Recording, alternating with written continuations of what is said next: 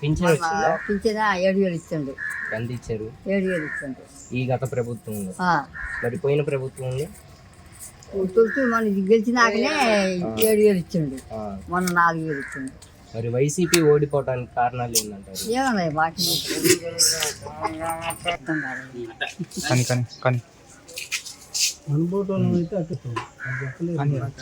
అమ్మమ్మ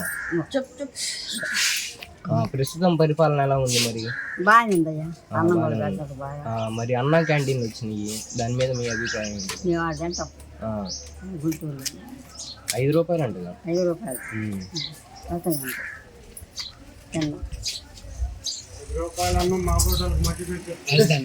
మరి రాజధాని సంగతి ఏంటి?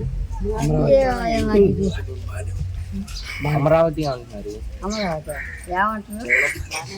బాగానే ఉంది, బ్రహ్మాండంగా ఇంకా బాగానే ఉంది. చంద్రబాబు వచ్చింది, అందరిని బాగానే ఇంకా బాగానే చేస్తుంటాం. చంద్రబాబు జగన్ మాకేం పెట్టలే, లేనే లేదు, అంతా చంద్రబాబే అంతే. ఆయనే మమ్మల్ని బతికించేది, ఆయనే మొత్తుకోవాలి. మరి 175 అన్నారు వైసీపీ. లేదు చంద్రబాబే కరెక్ట్. పోయినప్పుడు ఆయన గెలిచిండు అన్నాడు, 7,000 ఇస్తానన్నాడు, 7,000 ఇచ్చిండు.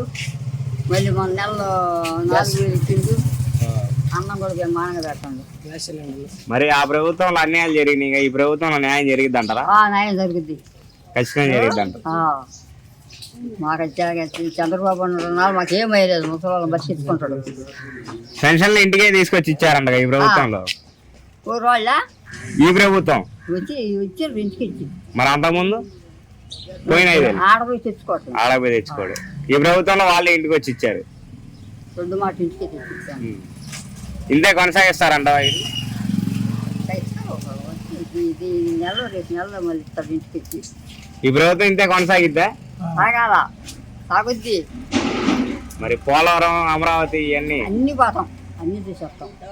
ఏం బయలుదేరి ఆయన 2 నాలుగు ఏం బయలుదేరి మాకు. చంద్రబాబు నాయుడు గారు అయితే బాగుంటది అంటారు. ఆయనే మమ్మల్ని బతికి